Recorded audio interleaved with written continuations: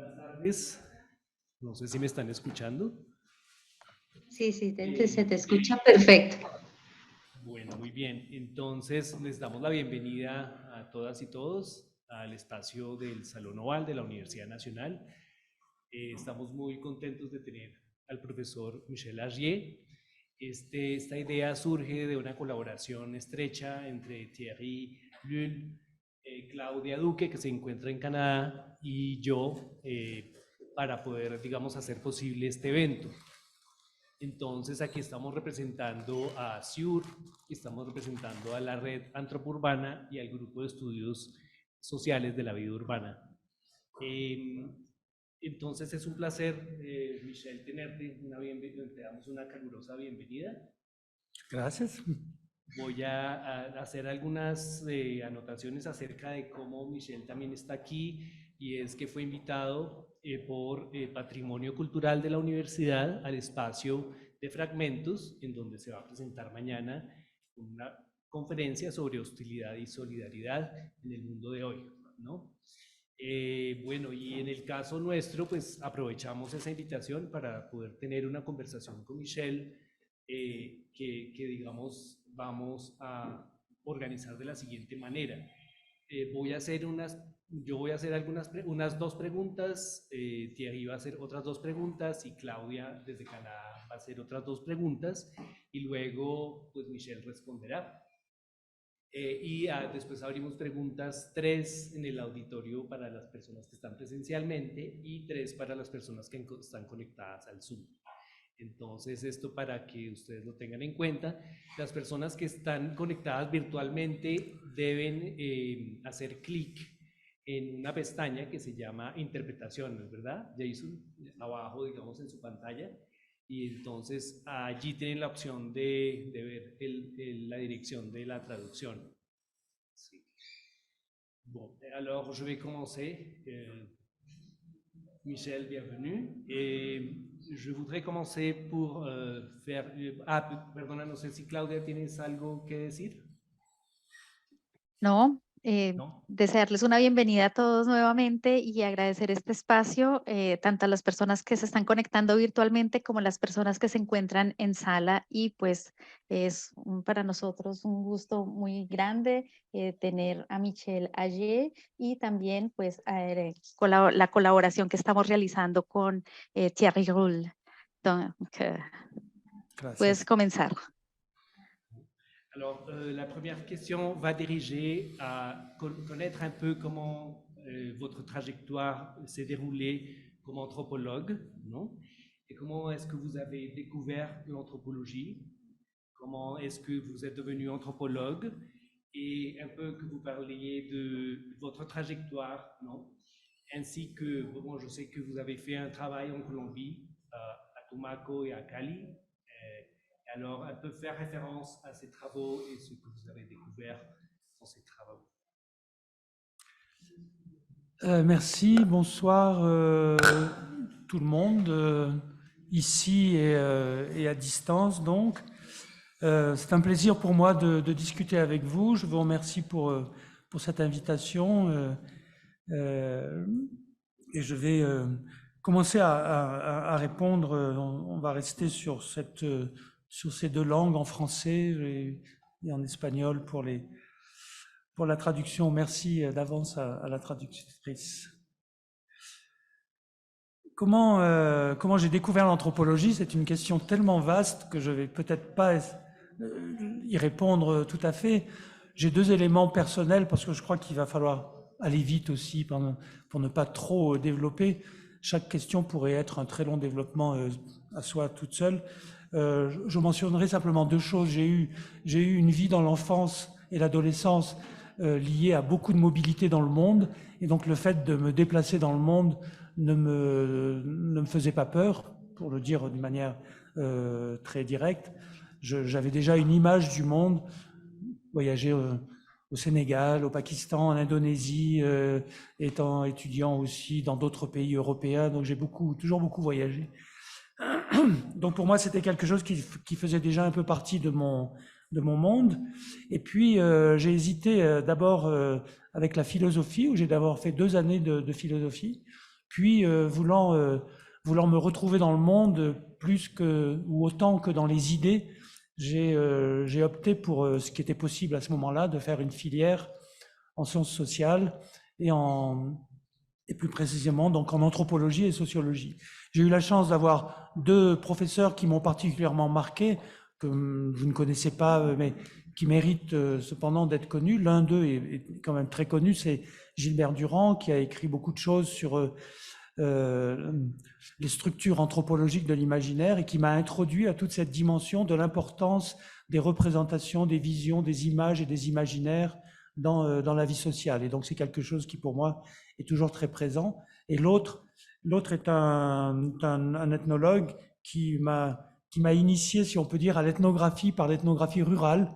Et donc j'ai commencé très loin des villes, dans les montagnes, dans les Alpes, où ce professeur envoyait ses étudiants dans les Alpes et disait « Revenez donc avec un rapport de votre enquête ». C'est comme ça que j'ai découvert la montagne, où je suis resté très attaché des Alpes et où j'ai commencé à avoir une première pratique qui à ce moment-là était tout à fait initiante et révisable, on va dire, de l'ethnographie.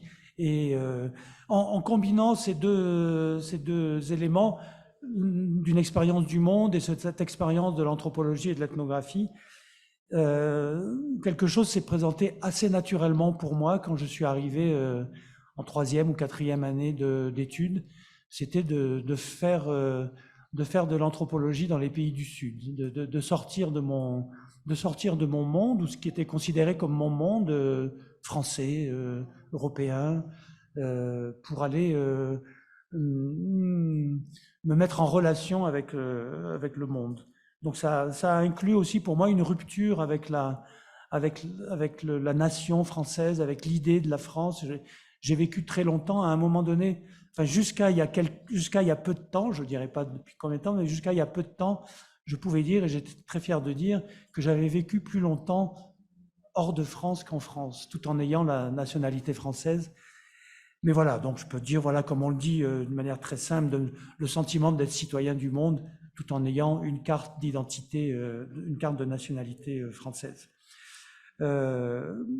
Assez logiquement, mais je ne saurais plus dire comment exactement, ou bien peut-être est-ce le hasard des premières sollicitations que j'ai eues quand j'ai voulu m'inscrire en master et après en thèse.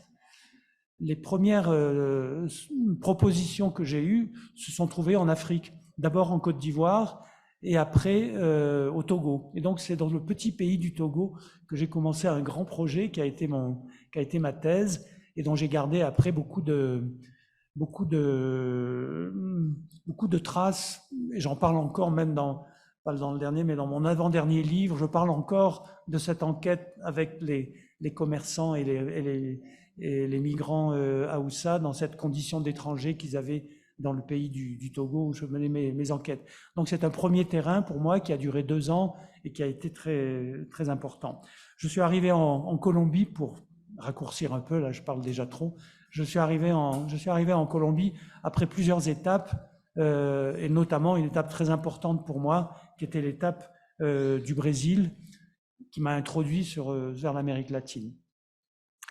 Raison pour laquelle, quand je parle espagnol, je parle plutôt portugnol, et c'est pas plus mal que je parle français et qu'on traduise correctement en espagnol. Mais je crois qu'on reviendra un petit peu sur mon expérience d'enquête en Colombie et à Cali en particulier, parce que c'est à Cali que j'ai eu cette expérience colombienne d'enquête, à Cali et à Tumaco et la région du Pacifique, qui a été pour moi aussi très, très marquante. Merci Michel.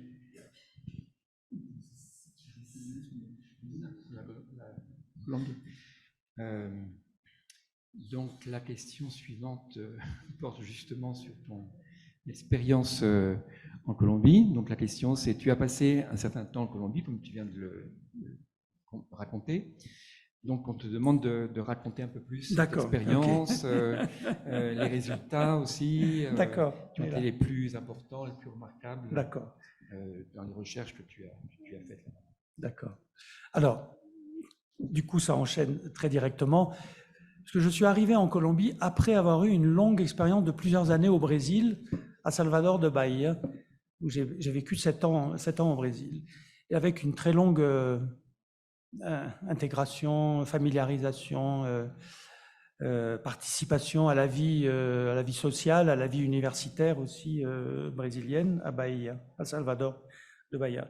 Et il se trouve que c'est à Salvador que j'ai rencontré des collègues colombiens qui étaient venus en professeur visitant, dont Fernando Rea, qui est venu à ce moment-là et qui s'est beaucoup intéressé, qui s'est passionné pour la recherche que je menais à ce moment-là à Salvador, qui était une recherche sur les transformations de la culture afro-brésilienne dans le cadre de la politisation du mouvement, de la politique du mouvement noir, on va dire.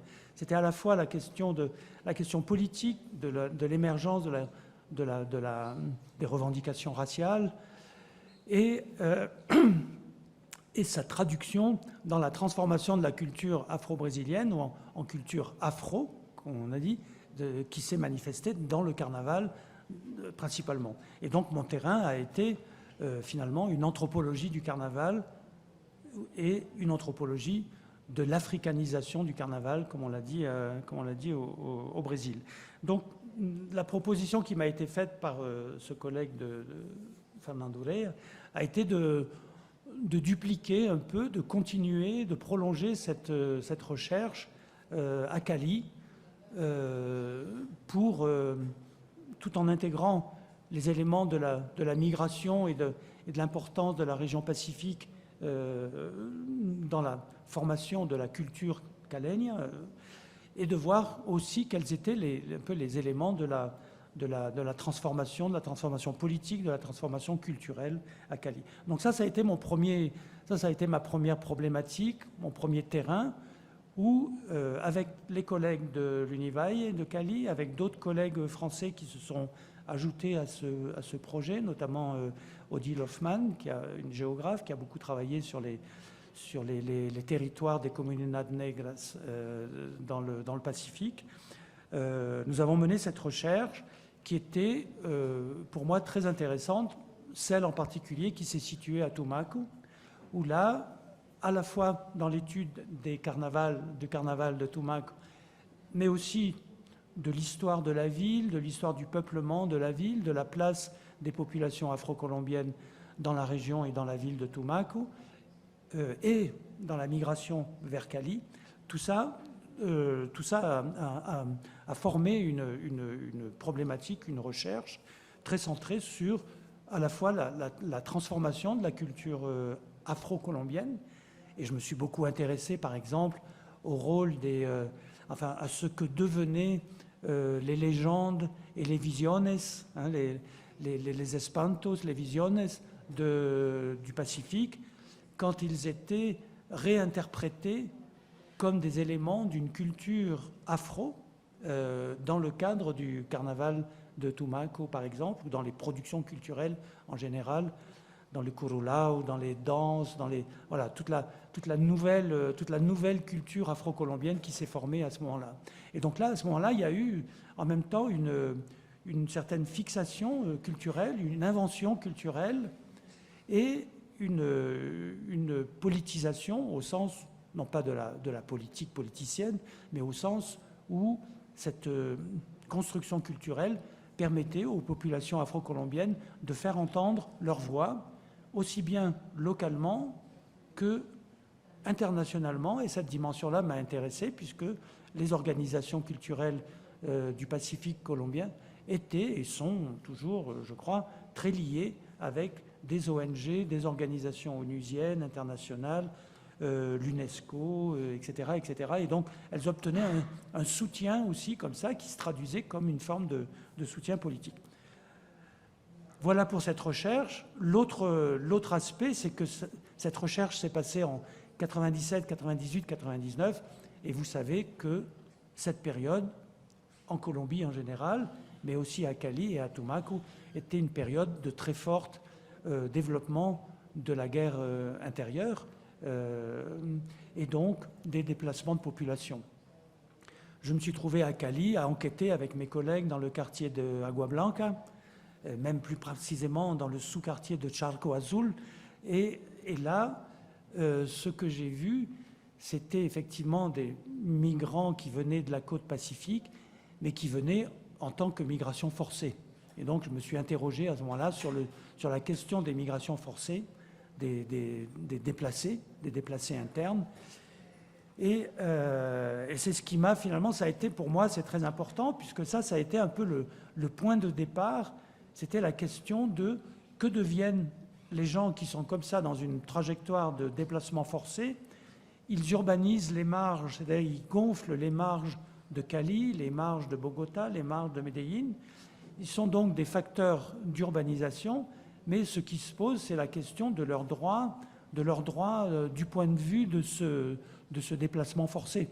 Et ça, c'est une problématique qu'on retrouve évidemment en Afrique, qu'on retrouve au Proche-Orient, qu'on retrouve en Asie, entre l'Afghanistan, bien évidemment, depuis des décennies, la Thaïlande et la Birmanie, etc. On a des tas de régions dans le pays qui sont touchées par ces phénomènes durables de déplacement forcé et qui posent donc le problème à la fois de la prise en charge, si on veut, du secours à caractère humanitaire, mais surtout de la reconnaissance politique de ces personnes.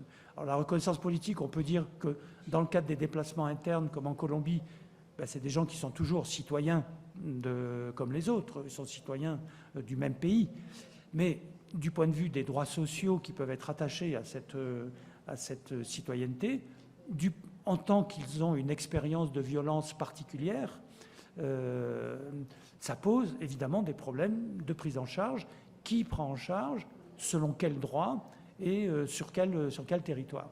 Et c'est donc finalement, c'est à partir de là, 97, 98, 99, c'est à partir de cette expérience-là, à Agua Blanca précisément, que je me suis posé une question beaucoup plus générale qui rejoignait, alors je dois l'avouer ou le reconnaître, c'est aussi à ce moment-là précisément la même période qui est celle pour moi de la lecture de Giorgio Agamben et de l'ouvrage Homo Sacer, qui pour moi a été très important, mais qu'après j'ai passé des années à finalement critiquer et déconstruire, puisque c'était une vision très thanato-politique, une vision sombre et mortifère du devenir des personnes réfugiées en général, des déplacés, des laissés pour compte. J'ai essayé de théoriser différemment tous ces éléments-là, d'approfondir l'enquête et de les théoriser différemment, en allant enquêter en Afrique, cette fois, et au Proche-Orient, sur les camps de réfugiés de l'ACNUR, du HCR, et sur les camps de déplacés internes qu'il pouvait y avoir dans différents pays.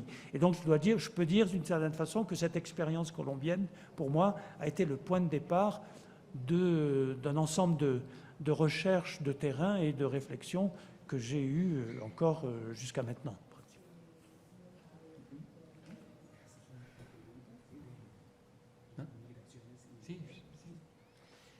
Entonces, precisamente viene después la pregunta sobre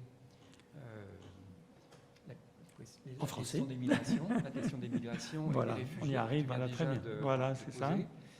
Donc, occupe une place importante dans ton travail. Si tu peux continuer à développer ce que tu viens de commencer et donc voir cette dynamique de migration et de regroupement de réfugiés dans les dynamiques urbaines. Alors voilà, ça prolonge tout à fait donc ce que je disais jusqu'ici. La question migratoire, des migrations forcées que j'ai rencontrées à Cali, à Agua Blanca, la question donc à la fois humanitaire et politique que je me suis posée à ce moment-là, et donc les enquêtes qui ont été développées pendant plusieurs années, pendant 7 ans, entre 2000 et au retour pratiquement de la Colombie, de 2000 à 2007, une série d'enquêtes de terrain, d'ethnographie des camps de réfugiés. Alors c'était très nouveau, la bibliographie était assez peu importante à ce moment-là sur ce thème, et surtout l'accès au terrain n'était pas très évident. Je me suis heurté à des difficultés avec le HCR, la CNUR, pour entrer dans les camps, où finalement c'était des autorisations très conditionnelles et très contraintes que le CNUR était prêt à me donner.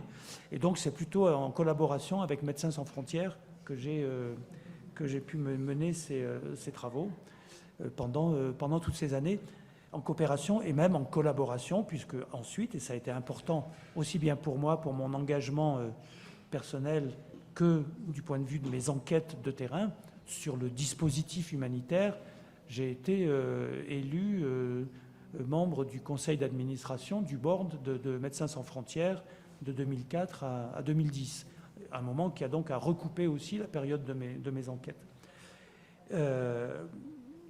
Le travail qui a été fait, les enquêtes ethnographiques qui ont été faites dans les camps de réfugiés, au Kenya d'abord, puis en Zambie, et ensuite dans la région de la Mano River, c'est-à-dire Sierra Leone, Libéria et Guinée, étaient dans des secteurs, dans des régions qui étaient toutes touchées par des guerres, on va dire, de longue durée.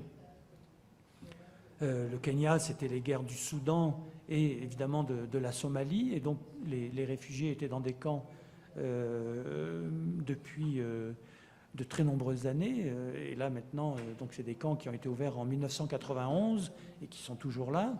En Zambie, c'était des camps. En Zambie, c'était des camps d'abord qui étaient pour des réfugiés angolais, mais aussi ensuite burundais, rwandais et congolais. C'est des camps qui avaient été ouverts en 1972, c'était donc très ancien. Et en Sierra Leone, en Guinée et au Libéria, c'était des camps qui étaient liés donc avec la guerre de Libéria et Sierra Leone, et qui existaient depuis le milieu des années 90.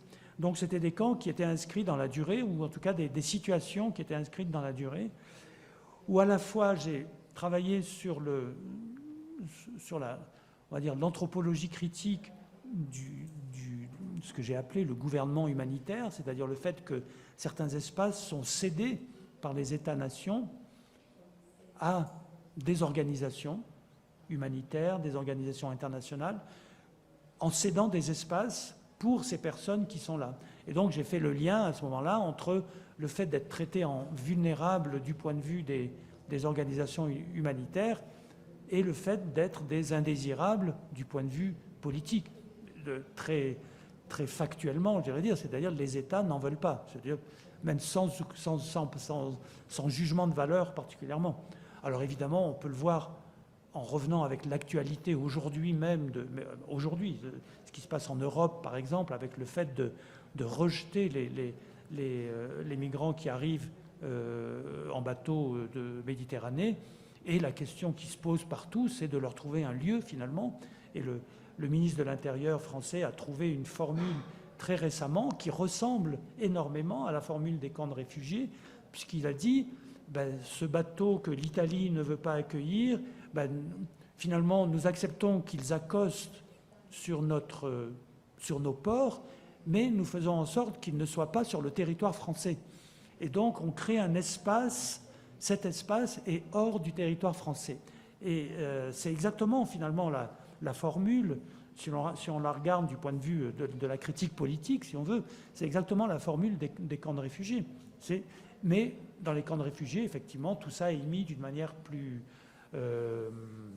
acceptable, peut-être, moralement, parce que c'est une organisation internationale comme le HCR, c'est des grandes ONG, des grandes ONG comme Médecins sans frontières, mais aussi Oxfam, Save the Children, des immenses, des organisations humanitaires qui sont devenues d'énormes entreprises multinationales. C'est impressionnant la taille et le budget de ces entreprises. Et donc, voilà, ce monde-là que j'ai appelé le dispositif humanitaire est une forme de gouvernance de populations indésirables. D'où ce terme-là que j'ai gardé, avec lequel j'ai continué à travailler pendant des années de manière un peu obsessive, jusqu'au dernier petit essai que j'ai fait, qui est en français, qui est un essai sur l'indésirabilité. Voilà. Alors, en même temps, exactement en même temps, ce qui se passe réellement dans ces camps, c'est que les gens qui vivent là, au bout d'un certain temps, disons que je l'évalue au bout de 2 ans environ, au bout de 2 ans, les gens comprennent qu'ils ne sont plus exactement dans une situation d'urgence. L'urgence étant le mot clé autour duquel on les traite, c'est-à-dire on s'occupe de vous dans l'urgence, vous n'avez pas à discuter ce que nous faisons c'est pour vous sauver. Et donc tout ce discours urgentiste qu'ont les organisations humanitaires fait que, d'une certaine façon, l'urgence, c'est le contraire de la démocratie, si on veut. C'est vrai, ça s'oppose à toute voie démocratique. Et donc les gens comprennent au bout d'un certain temps qu'ils ne sont plus dans l'urgence, qu'ils sont là pour rester durablement. Et donc la première chose, c'est qu'effectivement, pour répondre à la question finalement, ils transforment les lieux, ils les urbanisent, ils les occupent, ils se les approprient. Les gens ne sont plus dans des tentes, ils sont dans des maisons qu'ils fabriquent en terre ou en bois, en planches, etc. Ils les aménagent, ils les habitent aussi au sens symbolique, au sens personnel, familial, etc. Ils créent des lieux de rassemblement et ils créent aussi des lieux de contestation, des lieux politiques. Et moi, ce qui m'a beaucoup intéressé dans ces enquêtes pendant toutes ces années-là dans les camps, c'est que j'ai cherché tous ces lieux. Ce que j'ai dit souvent aux gens qui me disent « Ah, mais c'est des lieux humanitaires », je dis « Non, non, c'est des lieux politiques. Il faut si on pose la question de où sont les formes de manifestation politique, on les trouve et on en trouve énormément. Des cahiers de doléances qui sont faits, par exemple, dans les églises, parce qu'il y a au Libéria, en Sierra Leone, il y a beaucoup de camps de réfugiés dans lesquels les gens se regroupent dans des nouvelles églises. Et dans ces églises, il y a des pasteurs qui deviennent un peu des leaders de la cause des réfugiés qui sont là et qui établissent de vrais cahiers de doléances qui sont ensuite envoyés aux responsables des camps, qu'ils soient du HCR ou de certaines ONG. Il y a des lieux de contestation, parfois même agressives, avec des manières de retenir, par exemple, des travailleurs humanitaires, comme j'ai pu le voir dans un camp en Guinée, où des femmes ont retenu des travailleurs humanitaires parce qu'elles demandaient d'avoir des toiles de plastique sur leur toit alors qu'il pleuvait sans arrêt. Tout le monde leur disait « non, ça va venir, mais ça ne venait jamais ». Donc un jour, elles en ont eu assez, elles se sont regroupées, une 50aine de femmes, elles ont arrêté une voiture d'une ONG humanitaire et elles ont dit « on va vous garder là sous la pluie tant qu'on n'a pas nos plastic sheeting ». Perfecto. Dime, Andrés. Sí, entonces, no, si puedes formular las preguntas que tú quieres hacerle a Michel. Oui, il restait, mais je pense que vous avez déjà abordé, professeur Michel, quelque chose parce que nous avons comme la question justement à partir de vos réalisations sur comment vous avez développé de nombreux travaux sur les marges, les périphéries et plus récemment, vous abordez la question de la peur. Donc, on voulait comme savoir à peu près qu'est-ce que vous amenez à vous approcher de ces sujets. Je pense que vous avez déjà touché des petites choses par rapport à ces sujets, mais aussi nous voulons savoir comment est-ce que vous êtes arrivé au concept de faire ville. Comment l'entendez-vous et comment passer de l'ethnographie urbaine à l'anthropologie de la ville? Merci, merci beaucoup. Alors déjà sur la première partie de votre question, effectivement, je me suis trouvé dans mon itinéraire de recherche à être toujours dans des situations qui m'ont semblé toutes être des situations de frontières.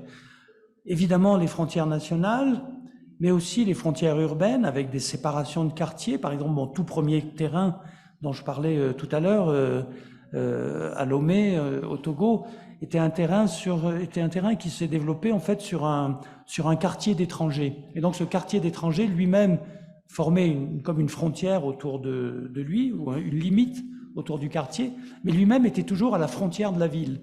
C'est comme si, le quartier avait été déplacé plusieurs fois pour rester à la frontière de la ville, comme si on voulait symboliquement que ce quartier-là, que ce quartier d'étrangers, que les étrangers restent toujours à la frontière de la ville. C'est tout à fait intéressant parce que précisément, eux-mêmes en faisaient un usage de cette position de frontière, puisqu'ils étaient un lieu d'arrivée et de, comme on dit, de sas d'entrée, de vestibule d'entrée dans la ville pour les étrangers qui arrivaient. Donc c'était le lieu, d'une certaine façon, le plus accueillant pour les étrangers, le quartier étant lui-même un quartier d'étrangers. C'était les étrangers, hôtes d'étrangers, si on veut. Et donc cette duplication, si on veut, de la condition d'étranger se jouait sur cet espace de la frontière. C'est pour ça que, après, quand j'ai travaillé sur les camps de réfugiés, les camps de réfugiés, très souvent, étaient d'abord localisés près des frontières, puisque c'est là que les gens passent une frontière, pour le coup, une frontière nationale. Et donc, d'une certaine façon, un camp qui dure longtemps, c'est un peu une hypertrophie de la frontière, c'est-à-dire une frontière gonflée, une frontière qui s'élargit, une frontière qui n'est pas seulement une limite, mais qui devient un espace. Et cette idée-là de la frontière qui devient un espace dans lequel on reste, dans lequel on a des relations, dans lequel on passe du temps, dans lequel on aménage l'espace, m'a fait m'intéresser, voilà, de plus en plus à l'autre livre qui a été traduit en anglais par Borderlands, c'était en espagnol, c'est Zonas de Frontera, Zona Frontera. Et donc cette idée que finalement on peut étudier les transformations sociales, les transformations culturelles au plus près, en allant voir tous ces espaces qui sont les espaces de frontières, les borderlands, pas seulement les lignes de border, mais les borderlands, les espaces de frontières. De ce point de vue-là, pour moi, les marges urbaines, je les ai conçues comme des limites, si je puis dire, épistémologiques, des limites du point de vue de la connaissance, des frontières du point de vue de la connaissance, avant d'être des marges sociales au sens de la précarité sociale. Bien sûr, les deux vont avec, puisque vivre dans une frontière, c'est bien souvent se retrouver dans la précarité, puisque c'est des lieux qui sont frontaliers, donc abandonnés par les États-nations, abandonnés par la centralité urbaine, qui relègue à la périphérie ce qui n'est pas intégré dans la ville elle-même. Et donc, logiquement, cette frontière que je considère d'un point de vue théorique ou épistémologique comme tout à fait centrale pour comprendre les dynamiques culturelles, les dynamiques sociales, les subjectivations politiques, enfin je mets un petit peu tout dans ce concept de frontière, si vous voulez.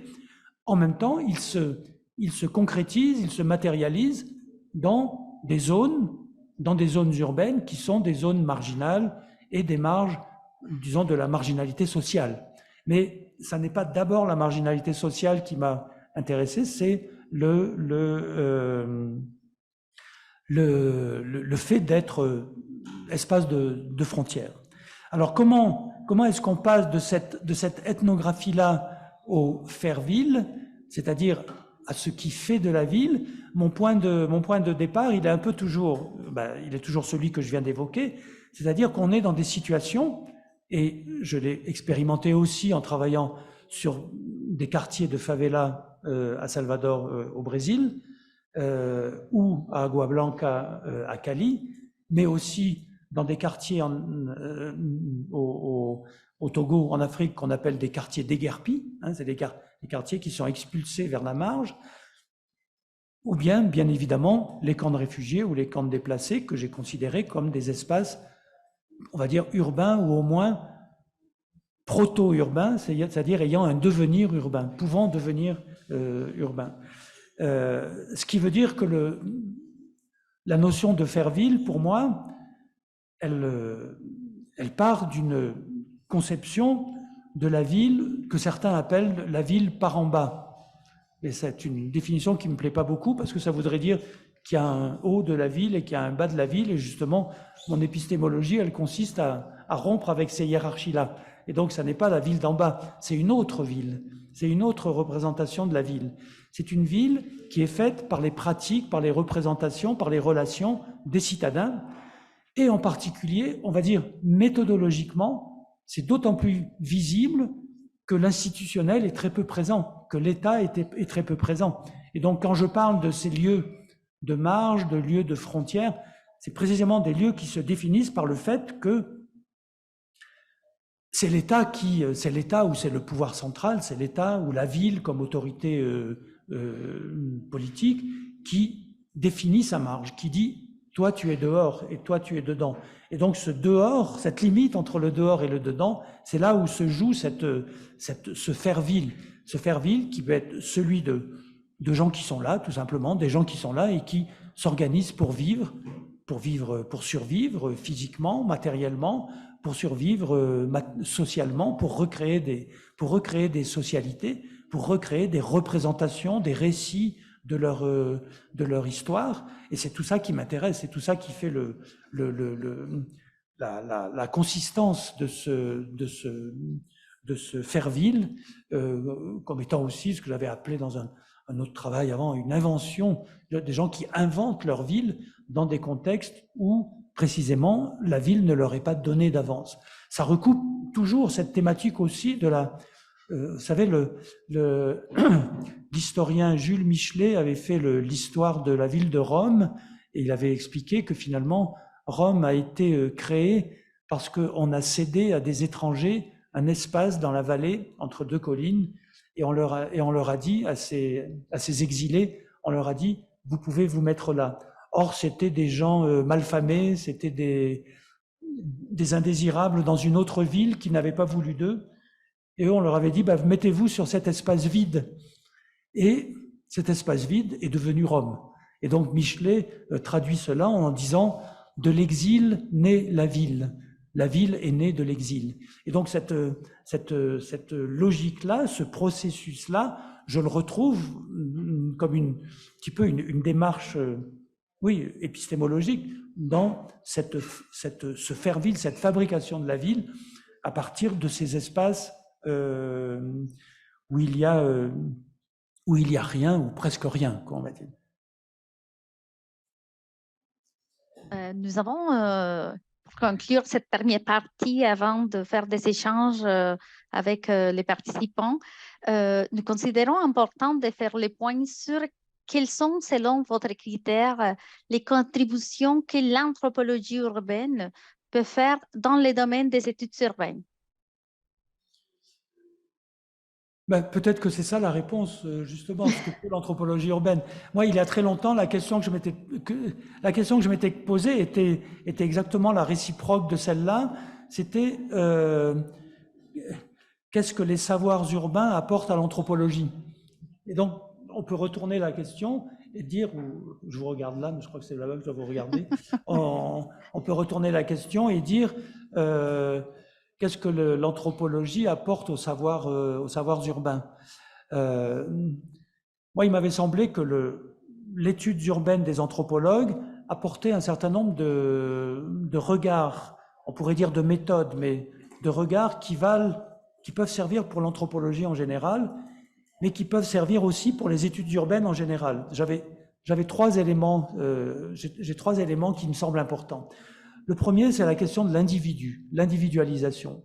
On reconnaît tous que partout dans le monde, c'est pas une affaire du monde occidental, comme on dit, vieux concept que la guerre en Ukraine est en train de remettre à jour, mais qui était complètement abandonné, un concept vintage, l'Occident, ça n'existe pas, mais on dit les cultures occidentales, bon, je les mets entre tous les guillemets, on disait c'est le lieu de l'individualisme, de l'individualisation. En fait, non. C'est le lieu du capitalisme. Le capitalisme, partout dans le monde, produit de l'individualisation, éventuellement de la guerre des individus contre les autres individus, de la valorisation de l'individu contre les autres. Et donc ça, c'est une réalité que les anthropologues doivent prendre en compte. Et pour les anthropologues, c'est compliqué. Parce que, à la différence peut-être des études urbaines, où on considère peut-être davantage les individus en tant que tels, peut-être dans les ménages, ou les individus dans leur agglomération, mais l'anthropologue a l'habitude de considérer d'abord les familles, les communautés. Et donc la notion de personne est beaucoup plus étudiée en anthropologie que la notion d'individu, qui est considérée comme une notion qui est pour la sociologie, pour l'urbanisme, pour la modernité, on va dire, l'hypermodernité. Or, mon point de vue, c'était non. il faut que l'anthropologue reconnaisse ce primat aujourd'hui de l'individu, de l'individuation, c'est-à-dire tout se passe par une individualisation des valeurs, une individualisation des trajectoires, une individualisation des parcours. À partir de là, évidemment, ce qui se pose, c'est mais alors, quid des sociabilités? Si on n'a plus exactement des communautés, des ethnies, des villages, etc., qui nous sont donnés d'avance, comment recompose-t-on ces sociabilités? Et là, il y a une notion qui, pour moi, est très importante, c'est la notion de réseau. Elle a été travaillée dès les années 50 par des sociologues, par des anthropologues de ce qu'on appelle de l'école de Manchester, qui était une école très importante en anthropologie, qui avait imaginé ce qu'ils appelaient la sociographie des réseaux, c'est-à-dire on redécouvre, on refait, on peut décrire à nouveau les sociabilités, voire les communautés, en faisant la topographie des réseaux, des individus, parce qu'on ne perd pas les individus, c'est toujours les individus qui sont là. Et ça, je pense que pour les études urbaines, c'est un élément important, parce que du coup, on ne traite pas seulement des individus, on ne traite pas seulement de la famille nucléaire, on ne traite pas seulement des établissements, des entreprises, des écoles, des trucs comme ça. On traite des réseaux, et les réseaux sont toujours multilocalisés. Éventuellement, ils débordent de la ville.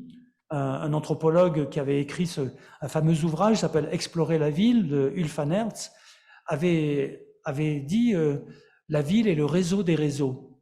Et moi, je complète en disant oui, la ville est le réseau des réseaux, mais des réseaux qui peuvent déborder de la ville, qui peuvent aller vers d'autres villes, qui peuvent aller vers les villages. On voit bien en Afrique en particulier, sur nombreux terrains, et j'avais étudié ça en particulier au Cameroun, il y a des associations de villageois en ville qui sont très importantes, très structurantes. Et donc ça, c'est des réseaux qui forment des dynamiques qui ne sont pas non plus parfaitement visibles du point de vue institutionnel, du point de vue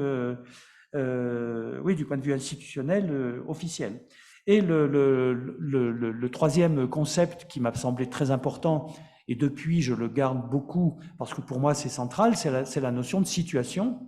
La situation, parce qu'elle permet aussi de surmonter la difficulté qu'on a pour l'anthropologue quand on arrive en ville à ne plus retrouver les lieux anthropologiques, comme disait Marc Auger, qui a été mon directeur de thèse, et donc ça m'a marqué. Il parlait des lieux et des non-lieux, vous avez sans doute tous le savoir, et je voulais dépasser cette dichotomie-là, résoudre ce problème, en disant que en se centrant sur les situations, et non pas sur les lieux, ou non pas sur la recherche permanente des lieux, en enquêtant méthodologiquement sur les situations, on peut retrouver effectivement des situations qui font parfois communauté, par exemple, en acceptant le fait que dans les contextes urbains, les individus ne sont pas assignés une fois pour toutes à une communauté.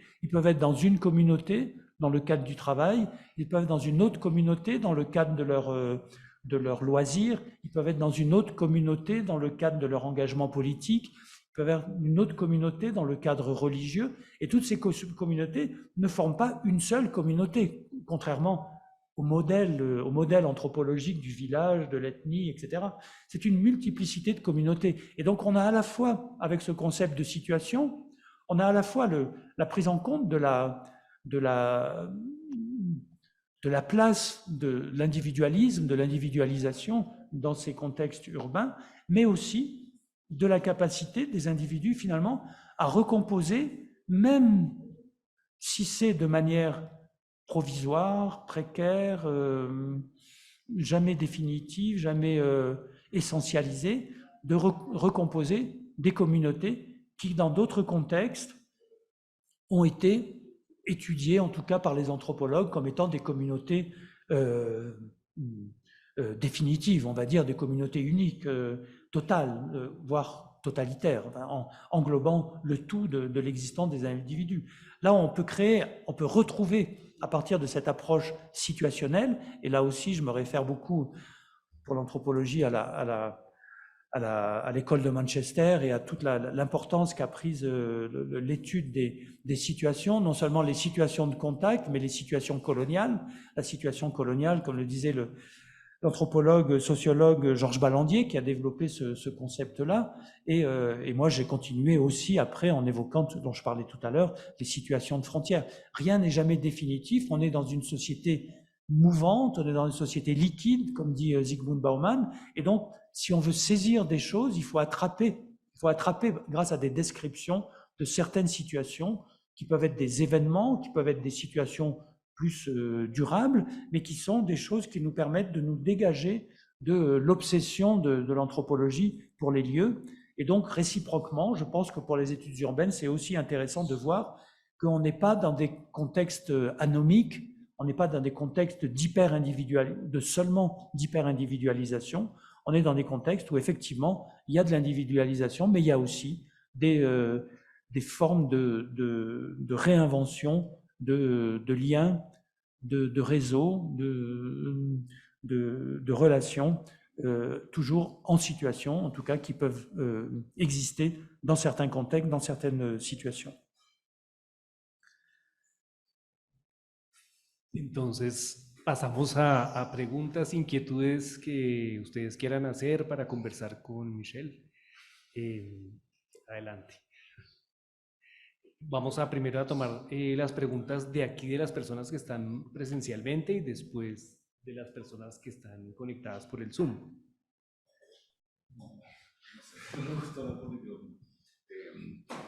Bonsoir. Gracias, estoy muy emocionado por escucharte, porque me inspira mucho tu conversación. Perdona. Nada, te decía, me inspira mucho tu conversación, estoy muy emocionado de escucharte porque en los últimos años yo he venido trabajando el tema de la migración en Colombia, los últimos 2 o 3 años. ¿Sí? Bueno, perdón. Y lo hago desde una perspectiva etnográfica. He estado etnografiando las periferias urbanas en la costa caribe colombiana, con un enfoque étnico-racial, de pobreza, marginación, comunidades venezolanas y también con la intersección salud, estado y sufrimiento social. Ha sido una experiencia muy interesante que me ha servido para analizar desde los márgenes cómo se produce la pobreza, cómo se produce las geografías de la pobreza, las nuevas discriminaciones, las formas de nuevas pobrezas, o lo que yo llamo posmarginalidades en esas investigaciones que, curiosamente, después de acabar mi investigación, que fue en este postdoctorado, que la dirigió aquí Andrés este año, salté y me convertí en el gestor nacional de migración de Cruz Roja en Colombia. Y uno de los aspectos que tú mencionas sobre esto de las urgencias, emergencias y esto del gobierno humanitario es extremadamente cruel, como lo observan como lo manejan ese tipo de instituciones. Afortunadamente no duré mucho ahí porque no me ofrecía vender pobrezas y emergencias, que es como estas instituciones un poco lo manejan, ¿no?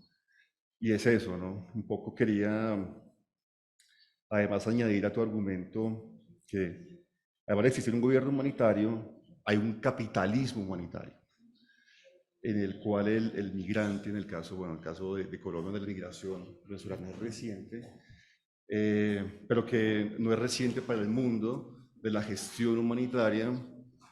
El migrante o el vulnerable también se convierte en una mercancía. Entonces, además de una visión política sobre las márgenes, sobre la población vulnerable, también hay una visión económica. Eso, un fetiche de lo vulnerable, ¿no? Yo quería escuchar un poco tu experiencia, tu trayectoria de investigación, porque, bueno, no mencionas esta interpelación económica, o de otra perspectiva, ¿no? existe un enfoque de economía política en tus estudios, ¿no? Y nada, me encantaría hablar después contigo, si es posible hacer contactos para posibles investigaciones, porque me has dejado con ideas para continuar increíbles.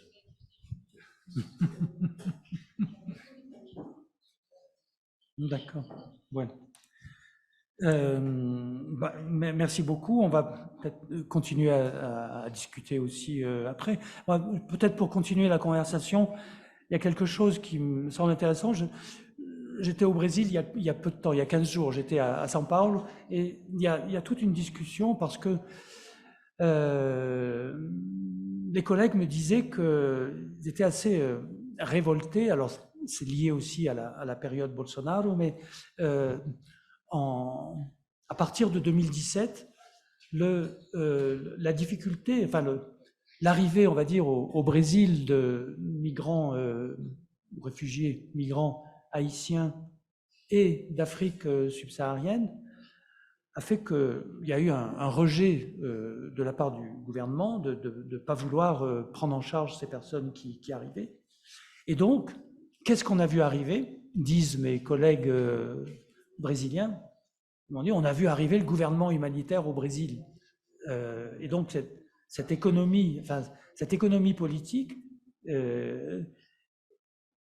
est comme si, tout se passe comme si on trouvait en Colombie, je pense, peut-être à la frontière avec le Venezuela ou dans la région du Darién et au Brésil, dans les régions du Nord où arrivent les Haïtiens ou les Vénézuéliens, on voit arriver énormément d'organisations humanitaires. Des organisations onusiennes, mais beaucoup d'organisations humanitaires, et qui arrivent avec leur 4x4, avec leur véhicule 4x4, avec leur sigle, avec leur installation d'urgence durable. C'est vraiment le concept important, parce que j'ai toujours dit, l'urgence, ça se discute. Comme on dit, l'urgence se présente comme quelque chose d'indiscutable. Il faut intervenir tout de suite. Mais en réalité, et ça c'est mon expérience aussi avec MSF, il faut des semaines et des semaines pour qu'une ONG s'installe. Donc le moment de l'urgence lui-même, proprement dit, le moment précis de l'urgence, il n'y a personne.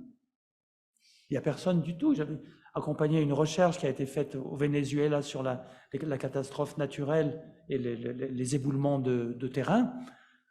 Pendant des jours et des jours, c'est les gens eux-mêmes, c'est les familles, et là c'est les réseaux de parents, les réseaux qui forment des sortes de communautés de survie, qui sont réellement les acteurs de l'urgence. Ce ne sont pas les organisations humanitaires. Les organisations humanitaires, elles arrivent 3, 4, 5, 6 semaines après. Les gens qui devaient mourir sont déjà morts, il y a des blessés, et là effectivement, il y a... Bien sûr, je ne veux pas dénigrer ce fait de sauver des vies, bien sûr, c'est important. Mais ce que je veux dire, c'est que cette urgence, l'urgence elle-même, ça se discute. Regardons de près, qu'est-ce qu'on veut dire?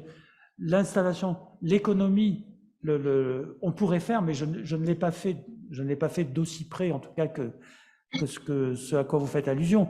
Mais on peut faire l'économie, l'étude du budget des organisations humanitaires. Quand arrive la fin de l'année, au mois de novembre, il faut écouler le budget de l'année pour terminer le budget. Et donc on est à la recherche de situations d'urgence. C'est un oxymore, c'est impossible. On est à la recherche de situations d'urgence pour dépenser le budget. Et donc ça, voilà, je dis ça, mais en même temps, je sais très bien, et j'ai été aussi sur des terrains où il y a des situations très graves, et j'ai vu des médecins de MSF ou de Médecins du Monde et d'autres qui viennent, qui sauvent des personnes, qui font naître des bébés dans des maternités dans les pires endroits les plus reculés. Mais ça, tous ces endroits-là, et même MSF le dit beaucoup, et donc là, je ne suis pas du tout en désaccord, par exemple, avec MSF, à un moment donné, je dis non, mais ça, c'est pas à nous de le faire, c'est aux États de prendre en charge. Donc là, on voit bien que dans ces cas-là, l'espace humanitaire se configure comme quelque chose de beaucoup plus ample et durable que l'espace de l'urgence ou de l'intervention d'urgence. Et comme vous dites, ça implique une économie et une forme capitalistique qui est évidemment très importante. MSF, à l'échelle mondiale, ce sont des dizaines de milliers d'employés. Je ne sais plus si c'est 40 000 ou 50 000 employés, mais c'est considérable. Oxfam, c'est pareil. Save the Children Fund est une ONG à l'échelle internationale qui est une entreprise aussi considérable. Voilà, j'ai pas l'enquête économique qu'il faudrait faire, ou voire financière qu'il faudrait faire pour confirmer ce que vous dites, c'est-à-dire qu'il y a, mais l'intuition me semble tout à fait légitime. Il y a un capitalisme humanitaire, je suis tout à fait d'accord. Voilà, tout ça étant dit, avec en même temps le fait que je sais qu'il y a des travailleurs humanitaires, des jeunes, beaucoup, des étudiants qui s'engagent parce qu'ils veulent aller voir sur les terrains humanitaires l'état du monde, et ils veulent faire cette expérience-là. Donc ça, je le dénigre pas du tout, c'est une expérience qui est très belle, qui est très importante, mais eux-mêmes reviennent souvent désabusés, critiques, parfois beaucoup plus que ce que je le suis. Sí, pasamos primero al siguiente, pero muy en el tono que hizo William, es decir, a Michelle le interesa mucho saber lo que ustedes hacen en términos de proyectos o iniciativas, entonces contarle un poquito a Michelle lo que están haciendo.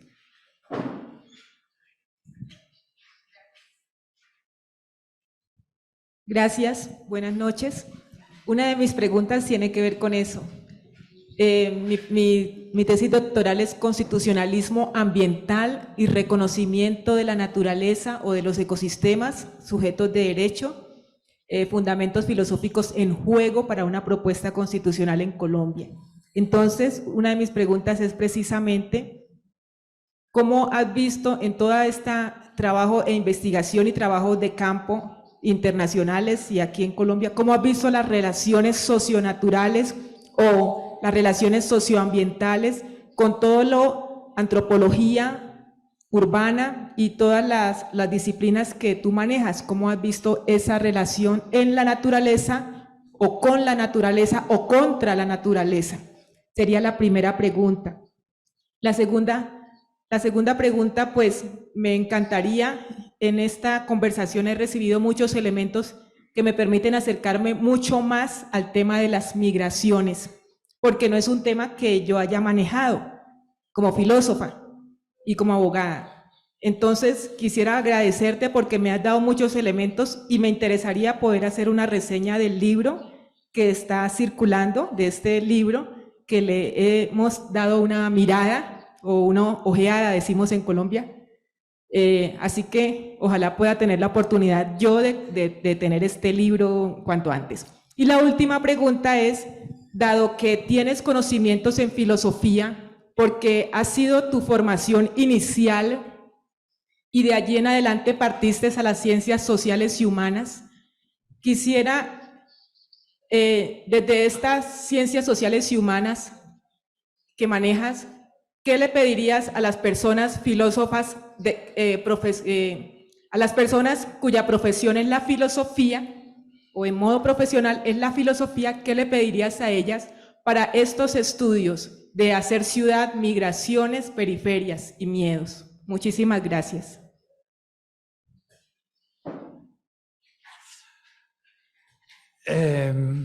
Merci beaucoup pour votre présentation et vos commentaires et vos questions. Alors déjà, je vais vous répondre tout de suite. Le livre, je vais le laisser à Andrés et à lui la responsabilité de vous le prêter pour faire un commentaire. Alors, c'est très intéressant parce que il y a quelques jours à Paris, j'étais dans une journée d'études qui était organisée par des philosophes sur le thème le terrain des philosophes, les philosophes et le terrain. En anglais, c'est le fieldwork in philosophy. Et ils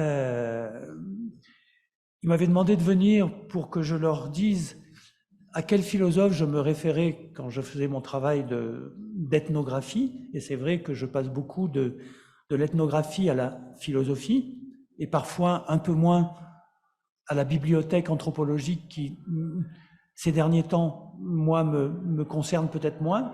En tous les cas, je trouve beaucoup de d'aide conceptuelle, notamment analytique, dans la bibliothèque philosophique. Michel Foucault, évidemment, Étienne Balibar, évidemment, beaucoup d'autres. Je vais pas les citer. Jacques Rancière, évidemment. Enfin, voilà, beaucoup de philosophes.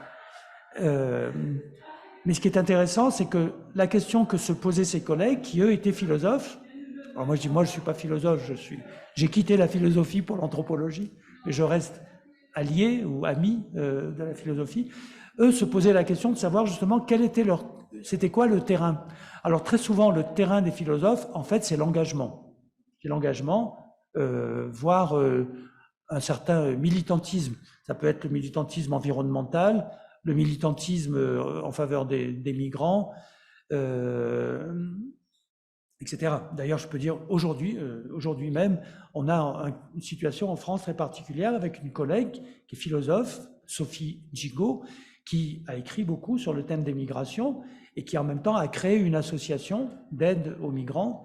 Et elle est en ce moment attaquée, mais très très violemment, par des organisations d'extrême droite, le Front National, le Rassemblement National, Reconquête, etc., qui la menacent, qui l'insultent, etc., etc. Donc c'est une question politique, en tout cas en France, avec beaucoup de philosophes qui sont engagés comme ça sur des terrains qui sont à la fois des terrains d'engagement pour eux et des terrains de réflexion philosophique.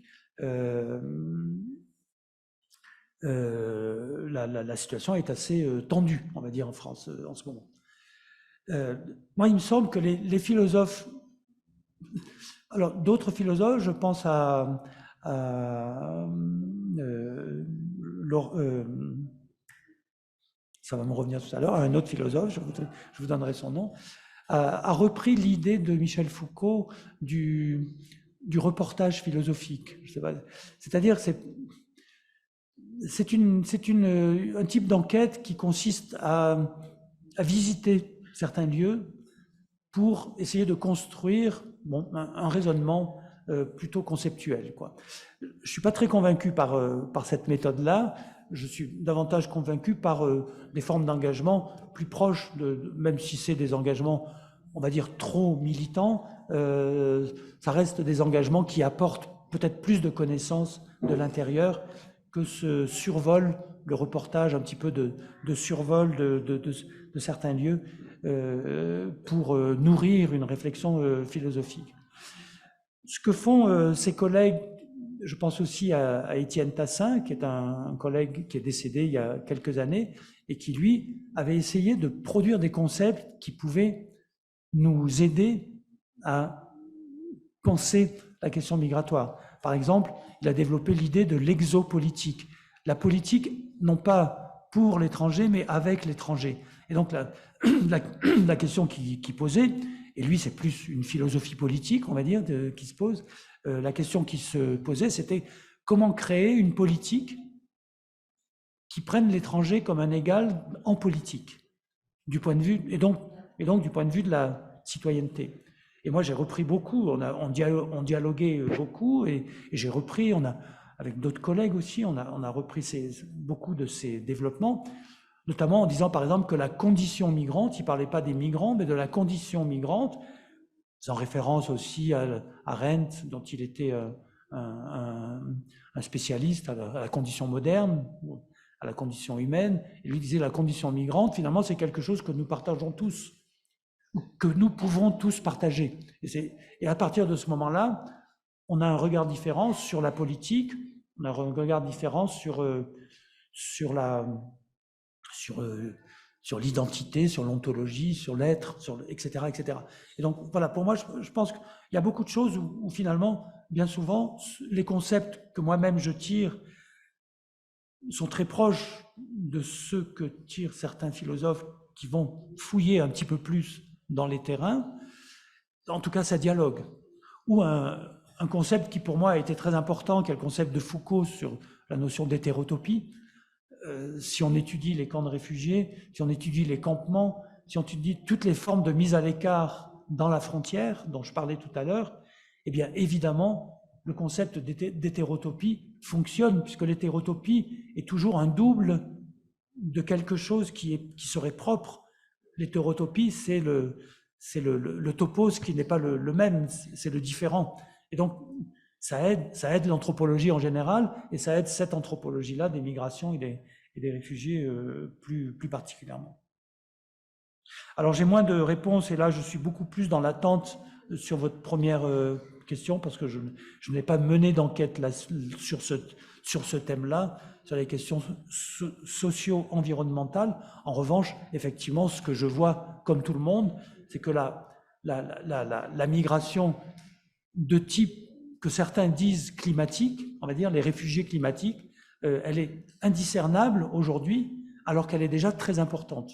Et effectivement, les détériorations, évidemment, la détérioration du climat, les détériorations de l'environnement naturel créent des situations dans lesquelles il y a de plus en plus de déplacements. Et ce qui est intéressant, c'est que ces déplacements, un peu comme les déplacements forcés liés à la guerre en Colombie d'ailleurs, sont des déplacements progressifs. On va d'abord dans la cabeza de río, dans le village principal du fleuve, après on va dans la ville moyenne, après on va dans une autre ville, et les déplacements des réfugiés climatiques, c'est la même chose, donc on ne les voit pas. Et donc les gens souvent annoncent « Ah oui, vous allez voir dans les années temps avec les crises climatiques, les réfugiés qui vont arriver. » Je dis non, ils sont déjà là, sauf qu'on ne les voit pas. Ce sont des déplacements qui ne sont pas distingués. Et je ne pense pas que ce soit intéressant de les distinguer du point de vue de catégorie institutionnelle. Je pense qu'il est intéressant de réfléchir sur l'accueil en général de toutes les personnes qui sont en déplacement.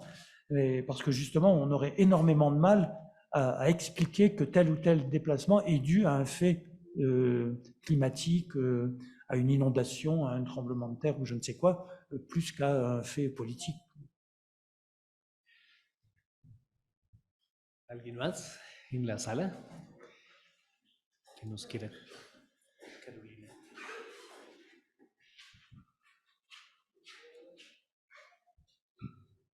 Buenas noches, muchas gracias por la presentación.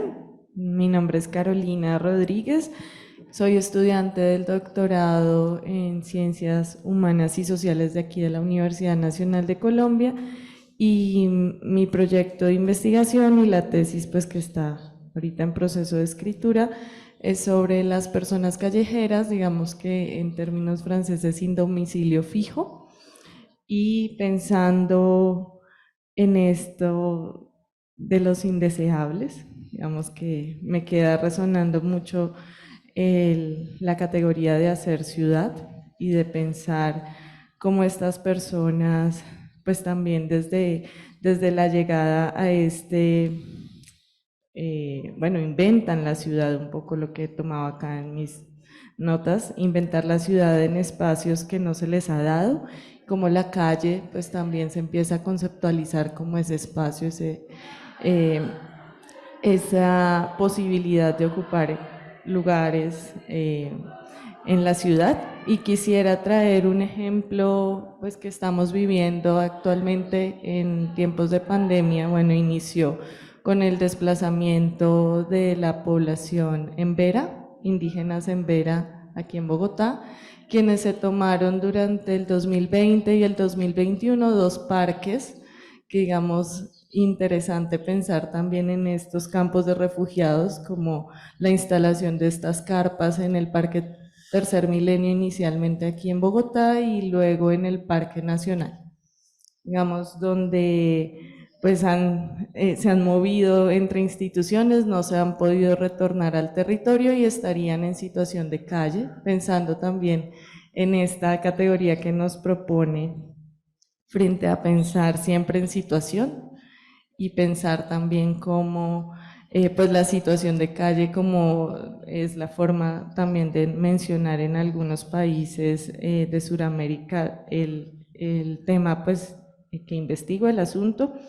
Y acá pues en Bogotá y en Colombia se ha denominado habitabilidad de calle o habitanza de calle, digamos que con unas particularidades frente a pensar en estas capacidades para generar relaciones e interacciones en la calle.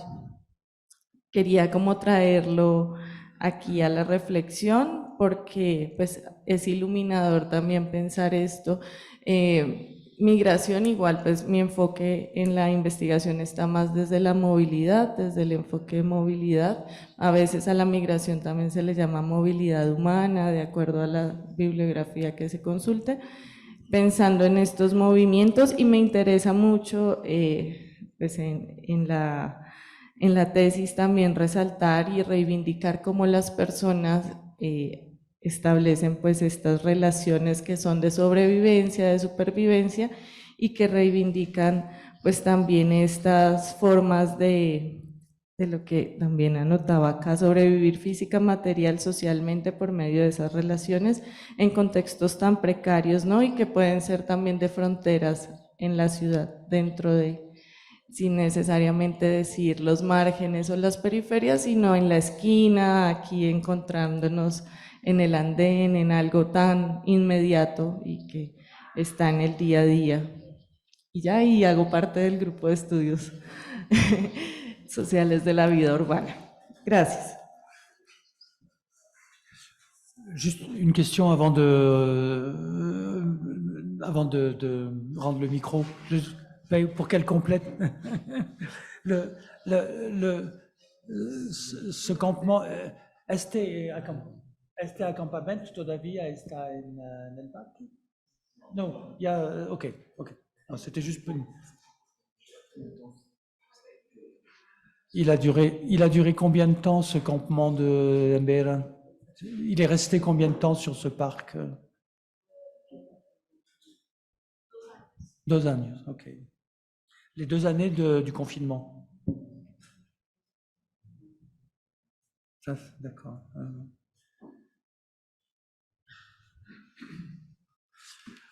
Bien, merci beaucoup.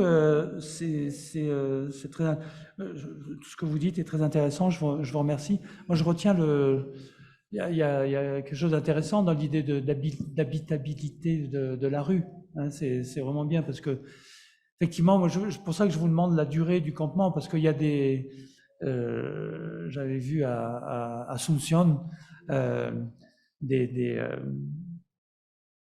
un campement en plein milieu de la ville de Guarani qui étaient partis de leur forêt. D'ailleurs, l'ethnologue du ministère de la Culture avait voulu me faire visiter les Guarani dans leur forêt et on n'avait pas trouvé. Et donc, on était revenu à Bogota et là, on avait vu un campement en plein milieu d'Asunción. Ils sont là. Et donc, et ça faisait des années qu'ils étaient là. Ça faisait des années, ils étaient plusieurs années, ça faisait 3 ou 4 ans en tout cas. Voilà. Et donc il y avait c'est l'idée que, quand je disais tout à l'heure pour les camps de réfugiés, c'était à peu près à partir de 2 ans que les gens sont là, 1 an et demi, 2 ans, les gens comprennent qu'ils vont rester longtemps. Ils comprennent qu'ils ne sont pas simplement dans une situation d'urgence. Donc là, quand on dit ils sont restés 2 ans, c'est peut-être la limite justement après laquelle il y aurait eu peut-être un processus d'établissement, de fixation, et de trouver une forme, alors je ne sais pas laquelle, je ne connais pas le lieu et matériellement je ne sais pas ce que ça signifie, mais une forme pour cet établissement-là, ce campement-là, se transformer en un lieu habitable et un lieu qui serait resté respecté, enfin, et non pas déguerpi, rejeté. Dans l'habitabilité de la rue, il y a aussi l'élément que vous mentionnez, c'est-à-dire ce qu'on appelle les SDF en France. Il y a toujours des luttes parmi les SDF pour savoir comment ils peuvent rester, comment ils peuvent s'habituer à tel banc, par exemple. Et donc, vous savez, il y a une anthropologue qui a fait une étude sur les SDF à Paris, je vous donnerai ses références, Claudia Girolo, d'ailleurs elle est argentine en fait, mais voilà. Et elle a fait un travail intéressant sur la lutte, elle appelle la lutte des bancs. La lutte des bancs, c'est le droit que veulent conquérir les SDF d'occuper certains bancs et le fait que l'administration de la ville les empêche d'occuper ces bancs. Parce que voilà, c'est les caractéristiques de l'indésirable, de l'indésirabilité dont je parle dans ce dernier travail, qui est qui est de dire que l'indésirabilité a deux caractères principaux, deux arguments, on va dire, principaux.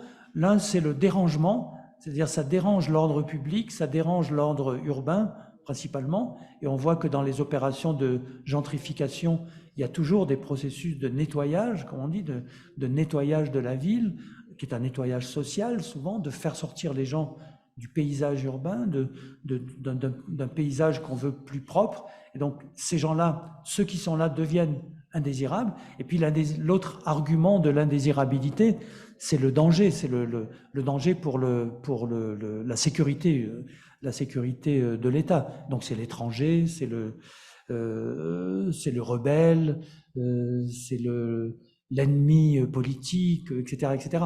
Et donc, l'indésirabilité est un concept qui est très large sur le plan des arguments, mais en fait, c'est un concept qui est toujours très politique. C'est-à-dire que ça sert à mettre en ordre le monde social du point de vue d'un pouvoir, le pouvoir de l'État, le pouvoir de la ville, etc. Donc c'est intéressant aussi d'aller étudier les petites luttes d'habitabilité, les conflits qu'il y a sur tel ou tel micro-espace, des fois, comment se déroulent ces petits conflits, parce qu'on peut apprendre justement tous les enjeux politiques ou anthropologiques dans la conception du monde qu'on se fait, la conception de la ville qu'on se fait dans ces luttes-là. J'ai écrit récemment un travail sur justement ce concept autour de ce concept d'habitabilité, mais en reprenant un petit peu des développements dont j'ai déjà parlé ici tout à l'heure, c'est-à-dire le fait que on peut découvrir parfois, et je raconte l'histoire d'un architecte dont le nom m'échappe à l'instant, mais qui a été très connu en France, qui était inspiré par Le Corbusier, et qui était aussi qui était communiste, qui voulait faire un urbanisme pour le plus grand nombre, etc. Donc il avait fait, en France, il avait bâti des grands ensembles, etc. Et puis il est venu dans un pays d'Amérique latine, je crois que c'était en Argentine, il me semble, et tout d'un coup, il a découvert, parce qu'un collègue l'a appelé, et du jour au lendemain, il a découvert une invasion de terrain. C'est-à-dire des gens qui sont arrivés, qui ont occupé un terrain à la périphérie de la capitale. Et là, l'architecte français était émerveillé. Lui qui voulait avoir la ville du plus grand nombre, il a vu le plus grand nombre qui faisait une ville. Et il disait, c'est ça la ville. Il était émerveillé comme ça, en disant, mais c'est ça la ville. Les gens eux-mêmes, alors il idéalisait un petit peu tout ça, c'est la vraie démocratie, même les enfants votent pour savoir qui va s'occuper du lieu, etc., etc. En fait, c'est une histoire très intéressante. J'ai trouvé ça intéressant parce que dans l'idée de faire naître de l'habitabilité au sens matériel, au sens politique, au sens social, à partir de lieux qui ne sont pas du tout prévus pour ça, c'est un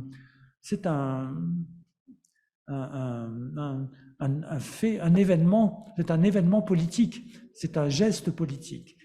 En français, on dit l'agir urbain. C'est pas l'action urbaine, c'est l'agir urbain. C'est-à-dire le fait qu'il y a toute une manière un peu de faire la ville, voilà, de faire ville dans l'action, dans le mouvement. Et ce genre d'événements qui peuvent être parfois provoquer du désordre ou qui peuvent paraître provoquer du désordre, ils sont aussi des noyaux d'autres ordres qui peuvent naître à partir de ça.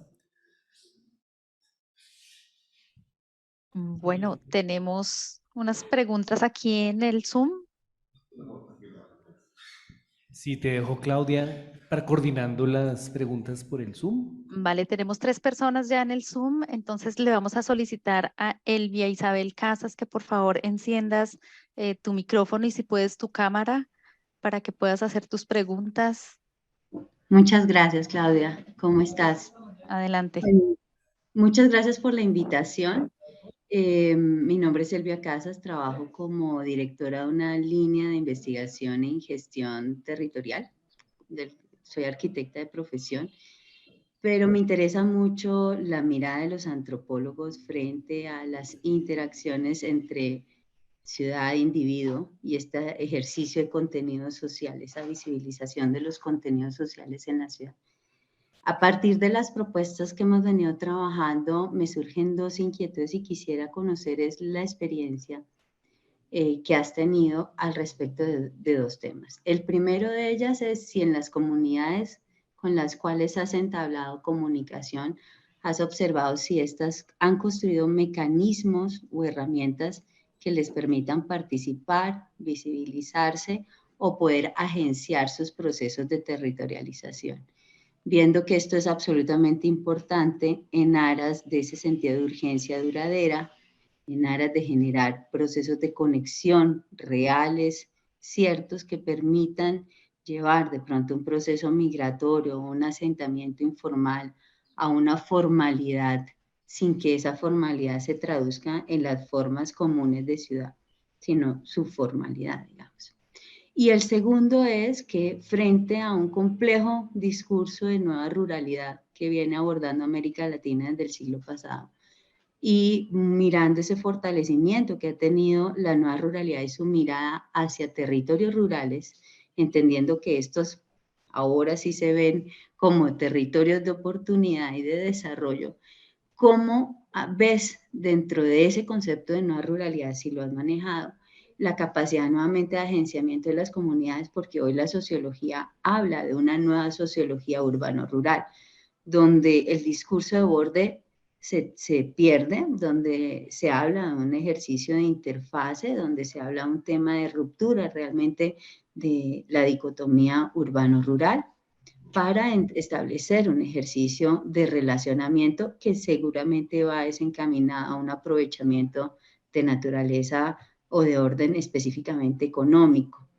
¿Cómo se pierde esto y cómo se podría actuar desde esa nueva ruralidad? Dejar nuevamente esas actuaciones efímeras de urgencia que mencionaba él, que me parece una frase bastante importante en el discurso. Muchas gracias. Gracias.